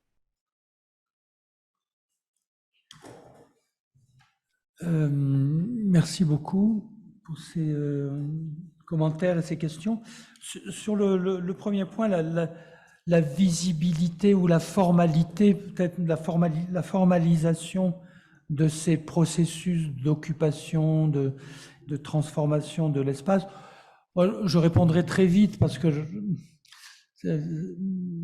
c'est l'exemple qui me vient à l'esprit tout de suite, avec ce qui a été fait d'abord à Rio et après dans d'autres villes brésiliennes dans les années 90, qui est ce fameux programme de Favela Bairro. Programme de Favela Bairro, ça voulait dire que après avoir expulsé les favelas, éradiqué les favelas et expulsé les favelados pendant pratiquement 30 ans, années 60, 70, 80, après s'être confronté avec précisément la progressive organisation politique des habitants qui se sont d'ailleurs appelés mouvements de favelados et qui sont devenus des vrais acteurs politiques, à un moment donné, les administrations municipales se sont rendues compte que ça n'était pas possible de rejeter sans arrêt, de détruire et rejeter sans arrêt, et que donc il fallait transformer le modèle urbain en ayant ce programme. Alors, je pense qu'il faut encore en faire le bilan, et sans doute il y a beaucoup à dire, mais à ce moment-là, en tout cas, dans les années 90, ça a été très important de revirer complètement de politique et de dire on va faire des politiques qui vont reconnaître l'existence de ces lieux. Ça, c'est le premier plan, c'est la reconnaissance. Le deuxième élément, c'est les relier au reste de la ville par les transports, par les canalisations, par les circuits électriques, les circuits de canalisation d'eau, les égouts, etc. Donc les urbaniser d'une certaine façon, ou contribuer à les urbaniser en créant justement le lien avec les réseaux techniques de la ville. Et puis, in fine, peut-être, à la fin, tout à la fin, peut-être reconnaître une forme de propriété ou une forme de droit qui soit formalisé, institutionnalisé. Donc ce droit peut passer par un titre de propriété ou peut passer simplement par une reconnaissance, par le droit d'être sur cette habitation-là, où l'habitation elle-même est reconnue et l'occupant est reconnu comme l'occupant légitime de cette habitation. Moi, je peux témoigner que j'ai vu ça à Salvador, à Bahia. C'est moins évident à Rio, où il y a un recoupement avec les circuits de trafic de drogue, d'armes, etc., où là, c'est beaucoup plus difficile. Et donc, il y a eu tout un processus qui a été appelé de pacification dans les années 2010, très violent, avec l'armée qui s'est installée dans certaines favelas. Et donc là, le côté de légalisation et formalisation de la légitimité de l'occupation est plus difficile, mais dans le cas de Salvador, je connais énormément de quartiers qui sont d'anciennes favelas transformées progressivement par ces manières de se mettre en relation technique avec le reste de la ville, qui ont été transformés et qui maintenant sont des quartiers de la ville, quoi, tout simplement. Alors je suis moins à l'aise pour vous répondre, mais enfin ça m'intéresse beaucoup, mais je suis moins à l'aise pour vous répondre parce que là aussi j'ai moins d'enquête personnelle sur les questions, sur les nouveaux liens qu'on peut imaginer entre l'urbain et le rural, ce qui recoupe un petit peu les questions de tout à l'heure sur la prise en compte aussi du monde socio-environnemental dans lequel on vit. Il est évident qu'il y a, dans le contexte français de toute évidence, mais européen aussi de toute évidence, mais je pense que c'est plus général, et là votre témoignage me le confirme, qu'il y a surtout, je pense aussi avec la pandémie, avec les crises climatiques, il y a une crise de la ville, il y a une crise de la ville en général, qui fait que beaucoup de gens imaginent une réinvention de ruralité différente, voire une réinvention du sauvage. Ça va aussi avec les nouvelles imaginations du bon sauvage, en disant que du côté de la nature se trouve le bonheur, etc. Tout ça va avec cette transformation des sociétés en général. Et je pense que la pandémie a joué un rôle très important dans cette prise de conscience. Et donc, on a une nouvelle néo-ruralité. C'est une néo-ruralité, parce que les néo-ruraux existent depuis très longtemps, mais là, c'est des néo-ruraux qui ont des projets beaucoup plus concrets, beaucoup plus réels, et souvent d'ailleurs qui restent ancrés avec la ville. Et là, c'est là qu'il y a peut-être quelque chose d'intéressant. Il y a des gens qui ne sont pas en rupture complète, totale avec la ville. Ce sont des gens qui viennent de la ville, qui sont des citadins, et on pourrait dire qui exportent la citadinité dans le monde rural. Le monde rural aujourd'hui se transforme très très vite en fait, avec des modes de vie qui sont inspirés du mode de vie urbain. C'était un peu la thèse d'Henri Lefebvre dans un ouvrage qui s'appelle La Révolution urbaine.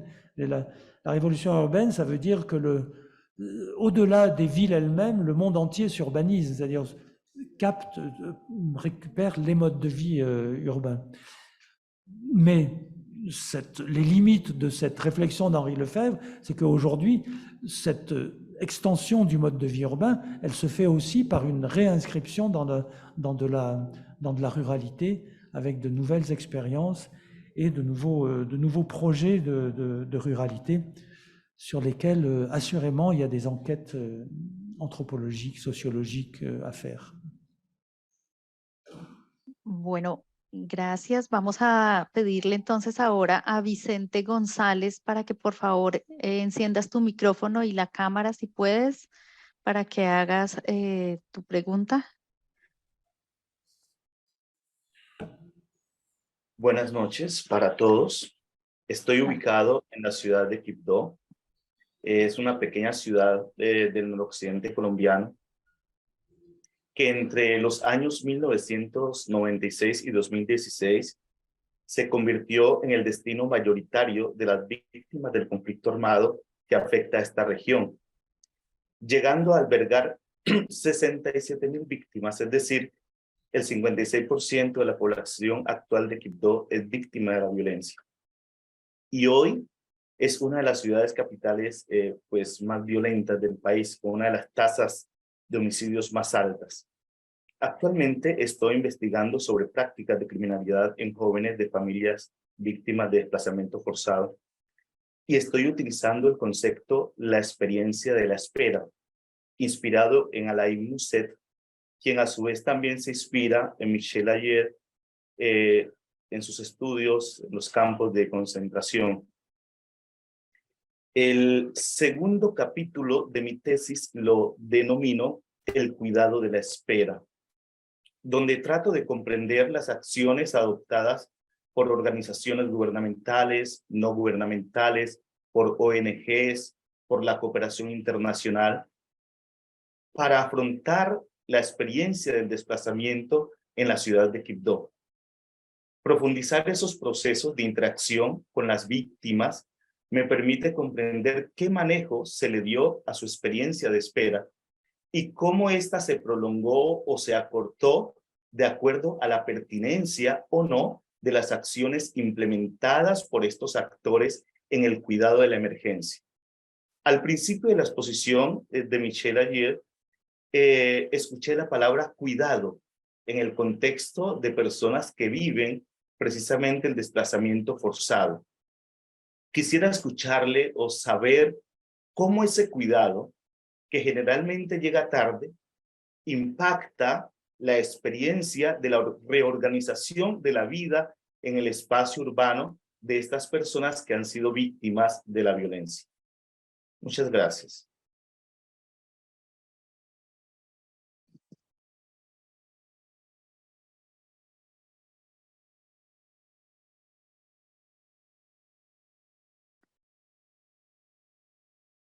¿Nos escuchan, Andrés?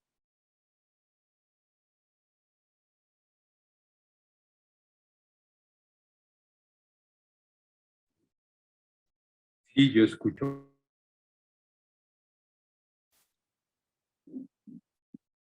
Sí, pero veo que en la sala, no sé si nos están escuchando.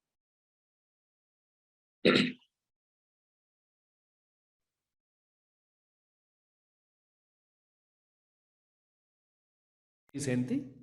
Hola, Andrés, ¿nos escucharon? Sí, ¿y ustedes como que no nos escuchan o sí? Ya los estamos escuchando. Ah, ya. Es que Gracias. te decía que no alcanzamos a oír la pregunta formulada por Vicente. Ah, ok. Entonces queríamos preguntarle a Vicente que la reformule. Bueno, retomo eso último, ¿no? Al principio de la exposición de Michel, escuché la palabra cuidado. Automáticamente me llamó la atención ese cuidado en el contexto de personas que viven el desplazamiento. Quisiera escucharle o que me pudiese ampliar cómo ese cuidado, que generalmente llega tarde, impacta en la experiencia de reorganización de la vida en el espacio urbano de estas personas que finalmente han decidido quedarse en la ciudad.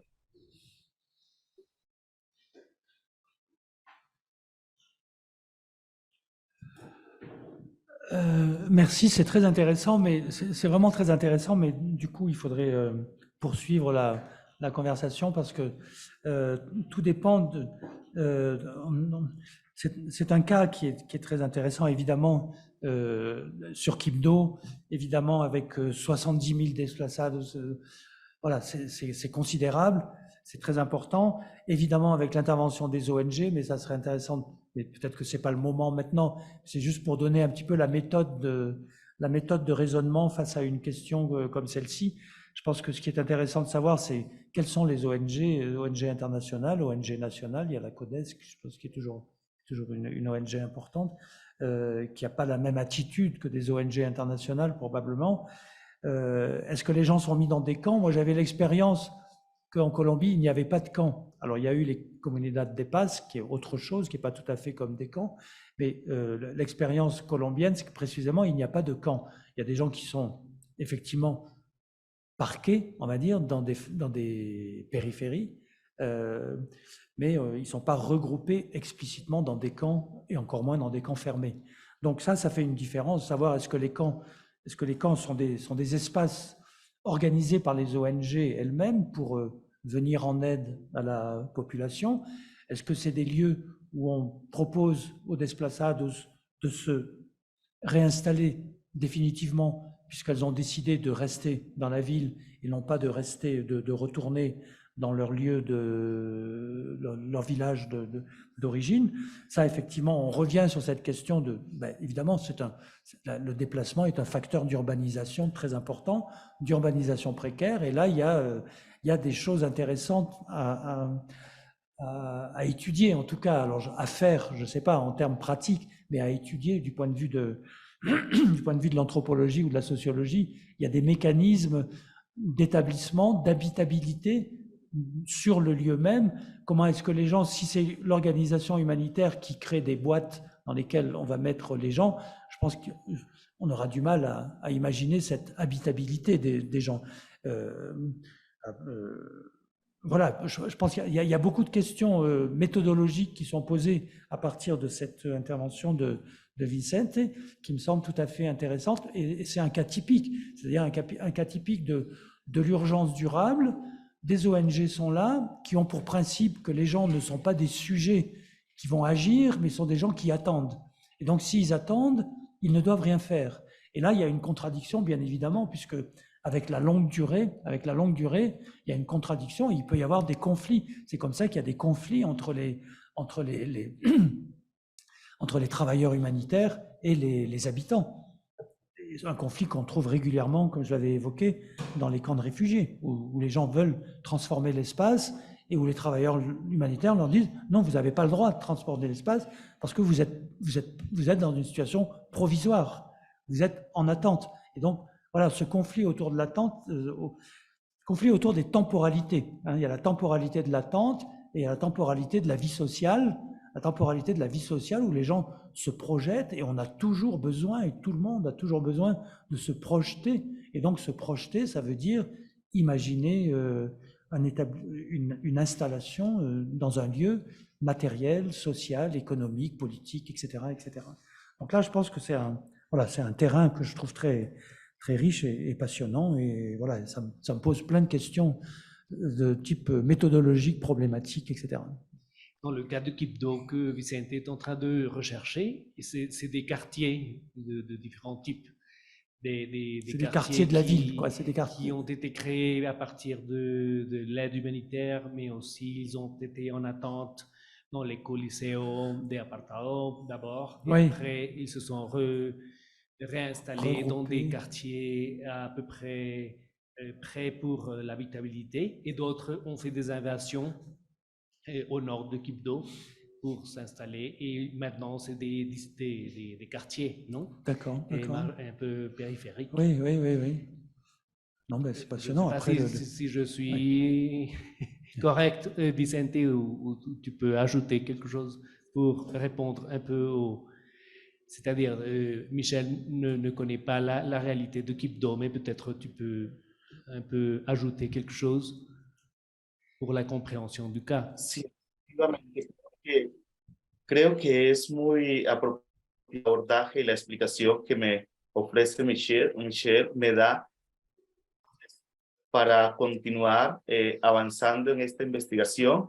Efectivamente, la estoy desarrollando en la zona norte de Quibdó, donde a través de algunas ONGs se construyeron barrios que en su momento fueron temporales, pero quedaron definitivos con la participación de la Cruz Roja Internacional, de Médicos Sin Fronteras, diversas ONGs, pero también de instituciones públicas y de la sociedad civil que participaron. Pero este cuidado de la espera le planteo muchos interrogantes, porque en este cuidado de la espera se presentaron muchas situaciones, digamos, anómalas que terminaron por prolongar esa experiencia de espera y en algunos momentos generar sentimientos de frustración, de rabia e incluso algunas actitudes como no sé si podríamos llamarle de desquite de algunas personas que sufrían en carne propia esta experiencia del desplazamiento forzado. Como él lo dijo, hubo cajones que se le entregaron a la gente para vivir sin la suficiente dotación en materia de saneamiento básico, dígase sanitarios, agua potable y todas estas cosas. Entonces, me estoy interrogando precisamente sobre cómo se dio ese cuidado de la espera, cómo interactuaron las víctimas con estas organizaciones, y creo que me permite conocer bastante a fondo muchas realidades que explican posteriormente la participación de muchos jóvenes ya con subjetividades urbanas que nacieron en esa experiencia de espera o que llegaron muy pequeños en esa experiencia de espera y que posteriormente se involucraron en prácticas de criminalidad, que hoy en Quibdó es evidente que pues involucra a la mayor parte de jóvenes que son de familias víctimas del desplazamiento forzado. He sido muy cuidadoso pues en que no hay una relación de continuidad o una consecuencia, es decir, que del desplazamiento que hay una consecuencia lógica hacia la criminalidad, de cuidado lógicamente que no es así, pero sí trato de encontrar todas las interconexiones que se dan para explicar tal fenómeno. Muchas gracias, Michelle. Sí, muchas gracias.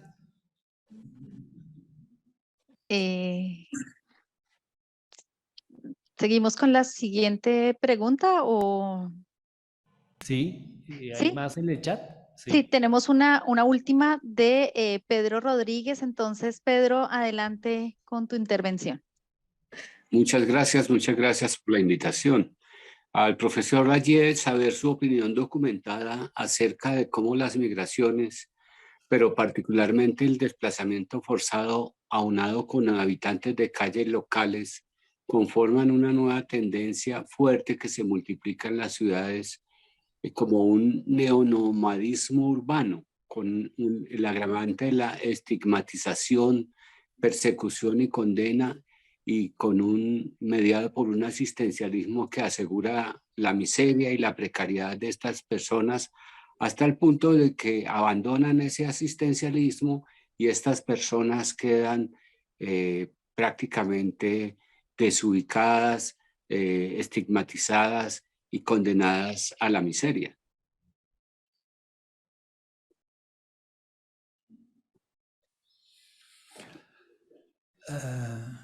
Merci beaucoup. Je crois que comme dernière question, c'est très bien, puisque justement, ça nous met vers des lieux de plus en plus globaux. C'est-à-dire qu'effectivement, cette nouvelle tendance que Pedro évoque, elle est effectivement générale. Cette année, l'ACNUR a déclaré que en 2022, il y a maintenant 100 millions de déplacés forcés, de déplacements forcés. C'est-à-dire que là, on a été progressivement, moi ça fait une vingtaine d'années que je travaille et que je suis un peu cette évolution. Je me souviens quand on disait il y a 25 millions de personnes qui sont en situation de déplacement forcé, quand il y a 40 millions de personnes en situation de déplacement forcé, 50 millions, 60 millions. Là, on est à 100 millions de personnes en situation de déplacement forcé. 8 millions de Syriens, par exemple, 8 millions de Syriens, donc 4 millions en déplacement interne, ça c'est important, on ne le sait pas, 4 millions, dont 1,5 million au Liban, le Liban qui a 4 millions d'habitants. Donc voilà, la problématique qui se pose dans certains pays, je sais que la question des Vénézuéliens, elle est importante en Colombie, mais quand vous avez dans un pays comme le Liban, qui lui-même est beaucoup disent que c'est un État failli, enfin, économiquement très très mal, 4 millions d'habitants, 1,5 million de réfugiés. Ça, c'est une transformation radicale. L'Europe qui se plaint que les gens arrivent à ses frontières, c'est 0,5% de la population européenne qui arrive comme ça, effectivement, en demandeur d'asile. L'Europe a finalement accepté sur 550 millions d'habitants un peu plus de 1 million de Syriens grâce à l'Allemagne qui a ouvert les frontières, effectivement, qui a gardé ses frontières et a accueilli les réfugiés en 2015. Mais sinon, les courbes sont redescendues terriblement.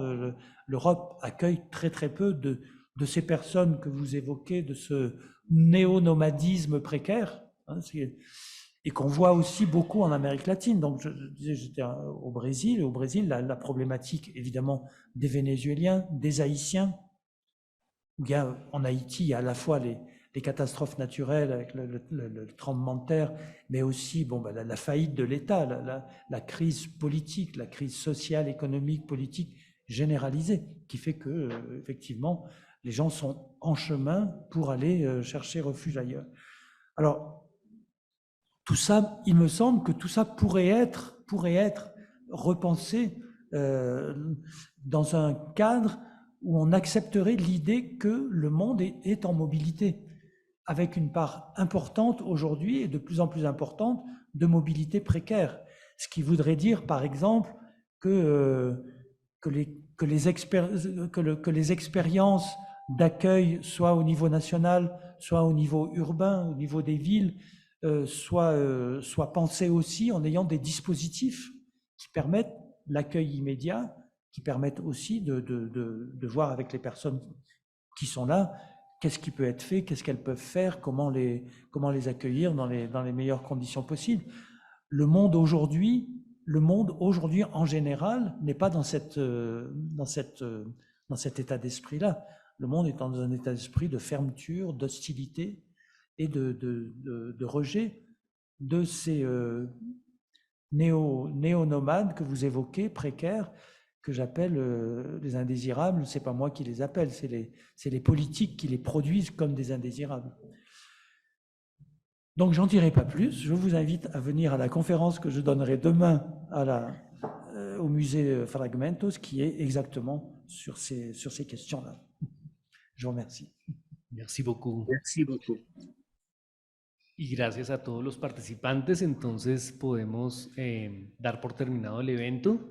Claudia, tú que siempre sabes cerrar, te doy la palabra.